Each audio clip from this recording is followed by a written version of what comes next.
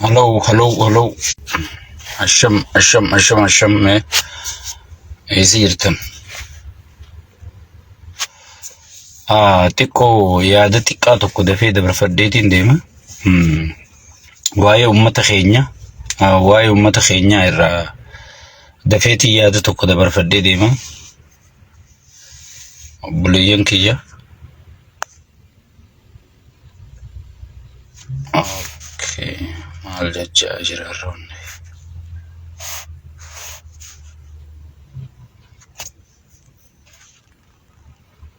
وعليكم السلام ورحمة الله وبركاته. وعليكم السلام ورحمة الله وبركاته.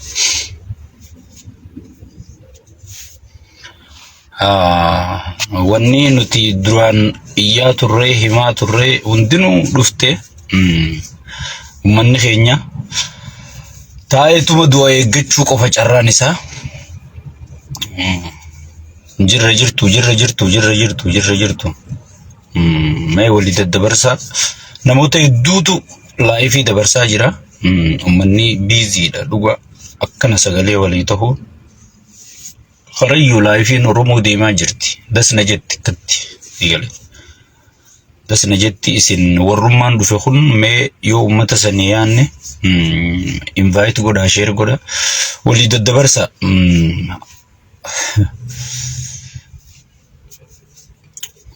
وعليكم السلام ورحمة الله وبركاته. وعليكم السلام ورحمة الله وبركاته. بغنا غان دفتن ندي خيسنو بغنا غان دفتن ندي خيسنو بغنا غان دفتن دفع مي انفايت شير غدا ولي ددبرسا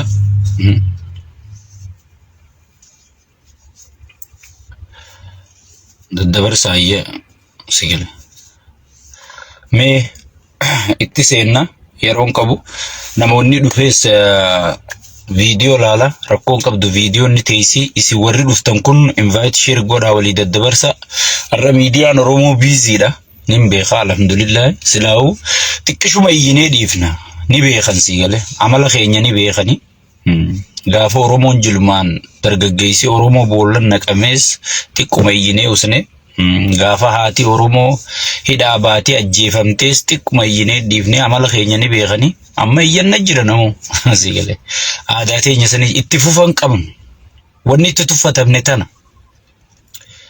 qabsoo meelaala amma qabsoon nuti godhu jirru sigale qabsoo eega qabde dhiisuun qabdu sigale qabsoo jechuun qabsoo itti fufa qabdu qabsoo galma qabdu qabsoon galman qabne qabsoon itti fufan qabne qabsoo khashlabbee qofa sigale akka qabsoo khashlabbee gartee itti fufan qabnu wanyee wuuyuu jennee bakka sagalee taane managgalle akkasii miti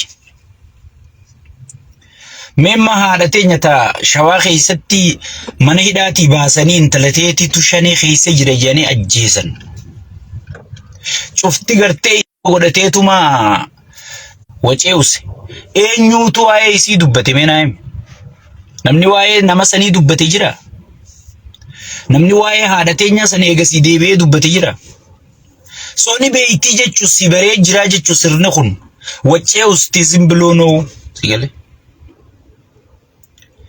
arraas namu miidiyaa dhiphisee wacu jira jechuun nooyi ummata salaalee ummata gaafa kunuti kophaa teenya osoon ijjinuu sagaleen nu fannaafatte faayidaa dhabdan maarree isin dhoorkatan miixirkashoo isin dhoorkatan sigale jettanii nurratti ololtanii arra kunuugaa badhaasa bilziqinnaa kan nuti duraan isinii iyyuu turrisa akkana isin godhuu teessi kana isin godhuu teessi isin caccabsuutaa kana isin godhuutaa jennee iccitii hoggii fuunee isin fennu isinii finnu haayish barri hungartee warra faayidaa dhabee warra miixirkashoo dhabee warra maarroo dhabee jettanii gartee gaa ololli isin nurratti oofuu turtan sun kunu arra gartan gaa ilmi keeysan ilmi abbaa gadaa kan baannu sun walumaan baanuu turre sigale ani keeysaa qulqulluu ifin godhu walumaan kan ilma abbaa gadaa jechuu turre sun kanaa jechuu obboleeyyan kiyya dhugaa walitti himaa wajjiyaa qaama kana wanni jaamun jirtu eenyu biyya sanii ka gibira guuraa jiru kan ummanni gabbaraa jiru kan addunyaan mootummaa jettee beeytu eenyu mootummaa sanii jechuudha. Kan nageenya uummataa eegsisuu qabu mootummaa sanii. Jaalattee jibbitee heerrinis akkanuma jaa addunyaan akkanuma jetti. Shanee kana godhe fannoo kana godhe. Waan salaalee keessatti jalarraa qabeetiin siimaa dhageeffadhu. Sheer godhaana dhageeffadhu. Salaalee keessa wanni ta'e arra neetworkiin kiyya akka tokko godhata dhiifama naa godha. Gaafa itti aanaa muummicha ministeeraa Dammaqee Mokonnon Amaarree haa hidhatu jee wal shanee barbadeessuuf hidhachuu gandoota 40 darraan tun gandoota 40 takka qabdi jechuudha. Dhageeffadhu guurii gurraa fudhadhu.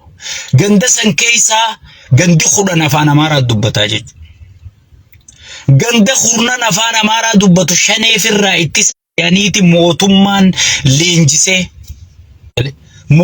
leenjisee Shimallis Abdiisaanii yaadattanii miliyoona meeqa qabee nuti waan garaagarummaa waan haara mootummaa tanarraa qabnu waan dubbachaa jirru isiniif fakkaatti bar. Nuti bar dhugaa uummata keenyaa qofaan nu quubsa. Mee ummatuma kanarraa du'a afaan Oromoo iddutti nagaya buusaa akka nuti isin komannu laala. Gaafas yoo dhugaan gabbaanee isin komanne wallahi nuutu faayidaa deema isinii Oromoo iddutti gartee ilaafilaamen taa'ee marihate yoo dhugatti gabbaanee isin koman wallahi nuutu dhugaan faayidaa teenya dhabee faayidaa teenya asirraa lallabaa jechuudha. Sigale ganda 10 fuudhanii hidhachiisanii jechuudha. Dhiira isaanii hanga funyaanitti jechuudha. Leenjisaniiti hidhachiisanii jechuudha. Ganda Oromoo kanichirraa 40 takkarraa ganda Oromooti haafichirraa ganda kana aguuranii jechuudha. Shunkurtii hunda isin shaneedha jedhu. Bakka 50 rabbi si haa caccabsu. Akka hamilee Oromoo cabsite kanatti akka hamilee Oromoo irra deemte kanatti hamileen tee haa cabtu. Sigale shane jaaniiti ummata Oromoo irraa gartee ablee guuranii jechuudha. Iyyuu eegalee jechuudha gaafa san irraa iyyamoo eegalee beek nuufin hubanne isin Oromoon nuun hubanne warra faayidaan isaanii duraatu qabte warra maadireen isaanii duraatu qabte warra miitirkishoon isaanii duraatu qabte nuun jechuu turtanii jechuudha. Sigale yaa ummatan dammaqin mee dammaqaa nama isinii dubbatu kana laala. Sigale arraa miti gaafni nuti gartee waan kana iyyuutu osoon iyyuu taayee danda'a gartee gara godhan sagalee taayee danda'a caffee Oromiyaa keessatti ukkaamsee jechuun mannu akka ummata kanaa sagaleen taane akka sagaleen ummata kanaan dhagayamne sagaleen taayee danda'e jechuudha. Isanii as baasan booda eega warra afaan Amaaraa dubbatu gandoota 10 dhalaa dhiira leenjisanii as baasan booda dargaggoota firraa dhoorkina jee qawwee horii fiitiin bitatee dura dhaabbate hunda hadhaawame kan hanga ammaa rasaasni keessa jiruutuchi jira jechuudha. Nama 100 fi wayii hidhanii hanga ammaa hidhaa jira jechuudha. Akkamitti Amaara dura dhaabbatan yadarraa kumuteen hojii Amaarri gartee paarlamaa hundarra dhiyeessuu ni yaadattan moo yaadattan? Sigale ni yaadattan moo yaadattan? Quba qabdanii jechuudha. Yadarraa sigale dhiyeeffachuu xiqqaa guddaa keessan ni yaadannaa jechuudha. Saniifuu warra dura dhaabbate warra kaan ka sagalee taanajuu bakka bu'aa ganda sanii caffee taayee danda'ati bakka bu'aan ummata irra dhumuu kun gaafa taayeen hidhamutti baacuu turtanii jechuudha. Waan dabree jecha inni wallaalaan jaawar qeequu wallaalaan hayyoota Oromoo qeequu beekuu sigale arra taayeen du'an jiru sigale ummata miskiina santu dhumaa jira jechuudha. Sila ummata sanii jecha taayee wajji dhaabbachuu isinirra ture jechuu gaafas wallaalummaa teenyaan nu godhe malee. Sigale yaa ummata Oromoo dhumaatiin ganaadha yoo tokko taatee dhaabbatte malee gana dhumuu teessa gana salphachuu teessa. Namichi aangorra jiru kun sirna gartee Oromoof kabajaa qabu miti. Oromoon dhumtee jiraatte dhimma isaatii miti.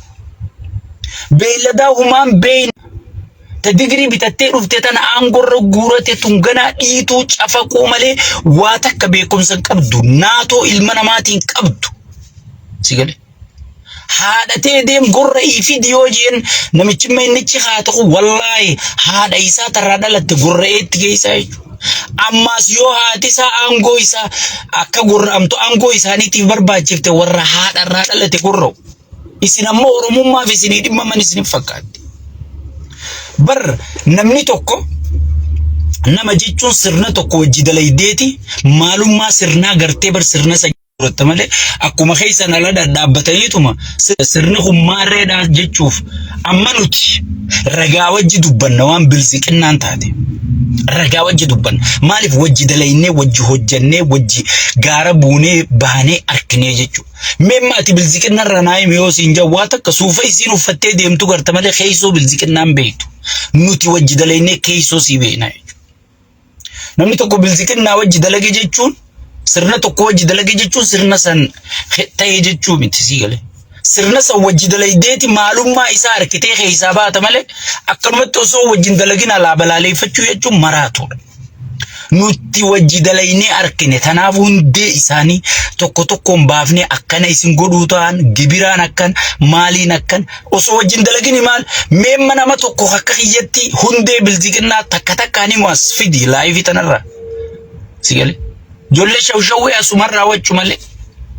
Maaliif keeysoo isiitiin sirri beekaa jechuudha. Eeysaa leenjiin tun akka haateen beekaa jechuudha. Yoom akka leenjiin tun eegalteen beekaa jechuudha. Paarlamarra taa'ee muummichi ministeeraa milishaa Amaaraa faarsee jechuudha. Milishaan Amaaraa sunarra ka uummata fixu jiru kana jechuudha. Sigale. Sigale. Saniifuu jaalattee jibbitee ka gartee daangaa biyyattii eeysisuu qabu fannoosii miti, shaneesii miti, shantameesii miti, abbaa fedhee miti. Mootummaa naannoo Oromiyaa irraa eegali, mootummaa ganda san bulchitu, liqoombar ganda san irraa eegali, hanga muummichaan baatutti itti gaafatamummaan isaanii jechuudha. Addunyaan guutuun mootummaa isaanii beekti jechuudha. Hay barnumaatu wanta taatee fi bar. Hay shanee gatee dhiisa. Hay fannoo gatee dhiisa. Hay ati duuba maa aangorra teessa. Ati eenyu hoogganu jirta. Sigale. Ati eenyu hoogganu jirta. Egaa ati gartee bakka amaarree ifiin qaamfee barke. Mal gartee naanja gartee hoogganaa guddaa nu wajjin taa'ee ummata keenya istaaf kiilin salaalee juun arkee jechuudha. Hay nuti mootummatti himu jirra inni hoo eenyutti himu jira yabbuleessu qiyaa ummannu qaba. Qaallicha muummicha ministeeraa ifiin juu kanaatu gartee amma dura beeyta hoggi nuti hattuutti himne nu wajji dhaabbatee hattuu ni balaaleeffanna nu wajji jaa. Sigale. Hanniti qayyimas bari. Hanniti maarre nu wajji jaa.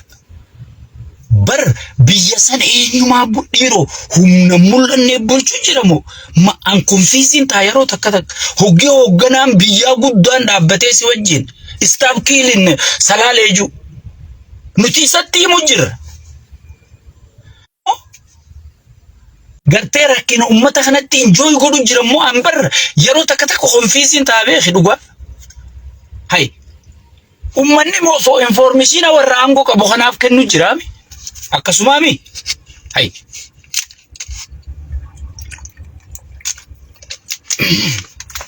Ammaati.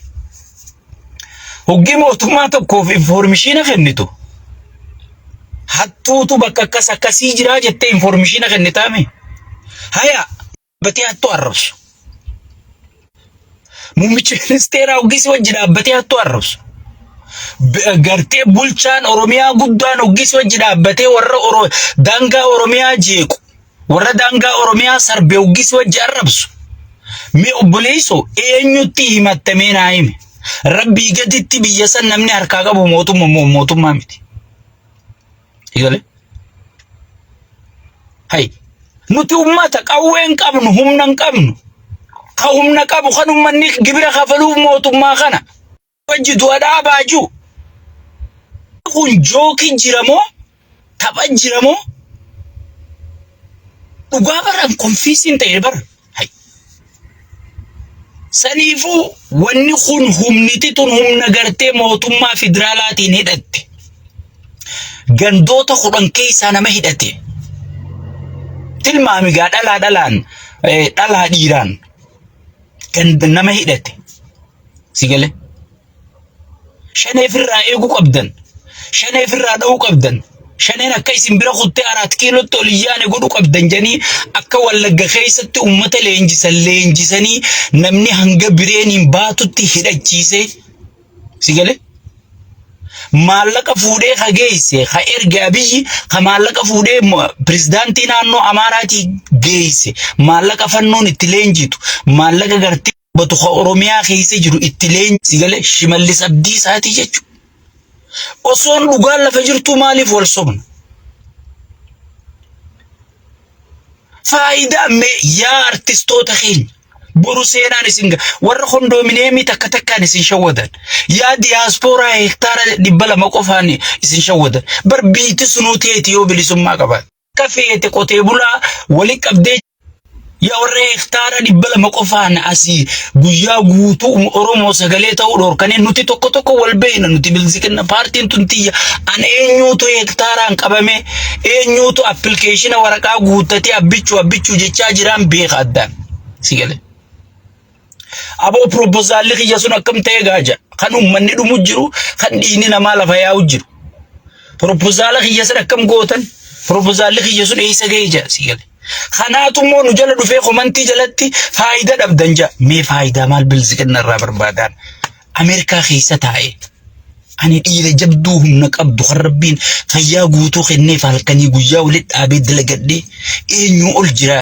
dachiin fedhe sigale nyaata narbakkaan fedhe dachii bitee enjoy godhee mana jaaradhee jira nama jiraachuu danda'u sigale ummanni kiyya yoo nagaa harkate ummanni kiyya gartee yoo nagaa harkate jeetiin iyyuu jira malee mee faayidaa maaliin bilisiqina irraa barbaadan mee faayidaa maaliin bilisiqina irraa dhaban sigale saniifuu ummata salaalee ummata kanaaf sigale qeensi balaa illee ka ummata kana keessaa ba'e fuudhanii malaamaltummaa janii hidhan nama hayyuu ummanni kun qabu ija dhaamsanii jiranii jechuudha dhugaan siiman qubitti aanaa bugudduu garatti aana jette Oromoo taayyee dandaa akkasii dhukkubsatee iyyuu ture san taayyee dandaa waardiyaarraa kaasanii ajjechaaf yeroo 3 irra yaalanii isaan yeroo 3 gad deebise malee 13 ol irra yaalanii beek nuti quba qabna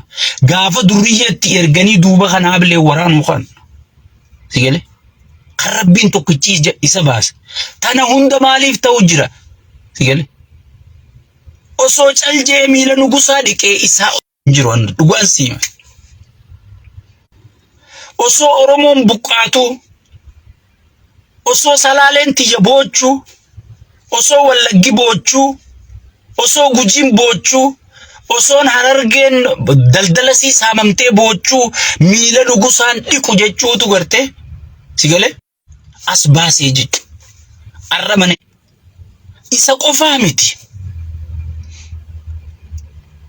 taayyee qofa seete ati ijoolleen salaalee ta'idhaa jirtu ganda san keessatti nama 100 olii hidhaa jiran siinje waa maal godhan ganda keenyanii eeggannaa jedhaniituma qawwee bitatanii isaanis Amaara kana firraa eegus seenanii jechuudha akkamitti Amaara dhukaaftanii yoo ha Oromoo kun irra jabaate sigale yoo ha Oromoo kun irra jabaatee firraa dha'e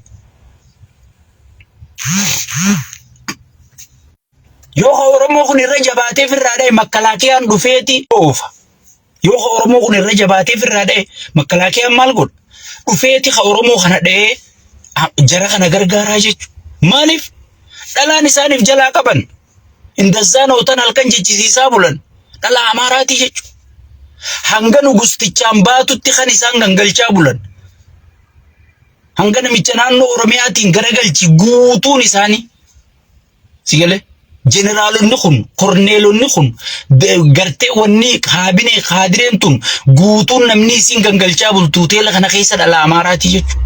Ta Oromootun aadaa safuu beeyti yoo ati halkan tokko wajji bulte si jaaladhe itti ganaa si jalaa hunaftu girgiri qabdi sigale. Jarri gartee dalagaa fi warra aangoo qabu kana jala maxxanee yaa jechuudha. Sigale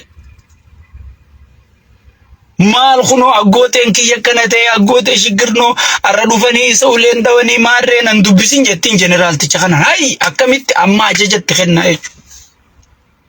Miskiina Oromoo kana makkalaakiyaan gartee muka fuudhaa bulaa jechuudha halkanii guyyaa yaa obboleeyyan kiyya. Waan Oromoon keessa jirtu ati way takkaa Rabbi si garsiise. Way takkaa Rabbi si garsiise. Gabbahee afaan Oromoo sitti haasawa hiree harkanne tana siin jedha. Egal hiree harkanne tana itti dhumuufi itti xiqqaachuufi itti salphachuufi qacaleen itti mataaciituufi sigale moo wallaalaatti barsiifannee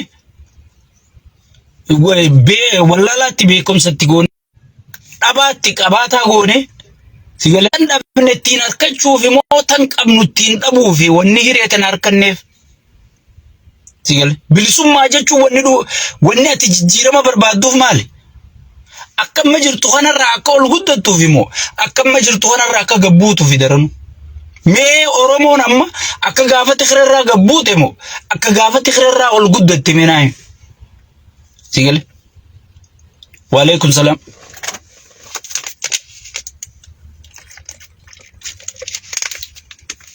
Sigale jijjiirama wanni barbaadduuf maali? Tan dhabdetti harkachuufi bar ta irratti itti guuttachuufi bar tanuma qabduu harkaa dhabuun maali? Takkaa dubbiin ka Oromoo qabatteen dhageenye jechuudha. San gubbarraan bar hayyoota hundamaanoo tuttuusise mootummaa Oromoo siin jedha namni hundi tattaa'e. Namni bulchu Oromoo yaanni isaa Oromoodha. Ya khabar ati muslima si godu bar makaan ke Muhammad ibn Abdulaziz ibn Husseini miti bar sigale kagarte muslima si godu hujiteeti bar salaate soomante garte rabbi khee sodaannan ati garte mangasha tarrafa hullu qalle yoo taate ati muslima jaamta bar yoo gaarii dalayde yoo gartee Oromoo ol fuute yoo aadaa Oromoo kabajaa goote daangaa Oromiyaa eeyde gudeedamurraa sirni barnootaa caburraa gartee ekonomiin Oromoo gacaburraa yoo Oromoo tiisitee Oromoo utubdee bakka Oromoon barbaadduun geesse ati Gabraziyoon hullummaarree yoo taatellee ati Oromoo jaamtaa obboleessoo. Oromoo kasi godhu bar qaamaa fi afaan qofaa miti bar hujiidha bar ka Oromummaa sigale akkuma gartee isliminnaan hujiitti Oromummaanis hujiidha bar sigale namni bashaasha dhalatee qofaaf sigale Oromoon jaamu ansiifine tanuma jalamo namni keenya laa wanni shawwadamuu qabu hiree harkat wallaahi namni qixaabii Oromoo tuffatu hin jiru sigale namni qixa namicha ammaan gurra jiru kana Oromoo tuffatu hin jiru ansiifine na amanitan an sirritti beekala keessa gad opiidiyoo tana akka namatti lakkaa'u akka nama garteemi yachi jaansi gal ugisiin dhuftee hulaa dura daddaaba yachi hirkas jaansi gal ugi amaarra dhufee yoo dullachi tokko dhufeellee akka tolkee afaan fiigaa jechuudha. San warri biiroo Oromiyaa keessa deetanii beektan eenyu dura tajaajila harkata Oromoo moo hagos moo sigale mokhonnoni dura tajaajila harkata isinuu biiroo dhaqe isinummaa murteessa kijibdoota wal beeyna sirritti wal beeyna hundinuu sirri wal beeyna jechuudha.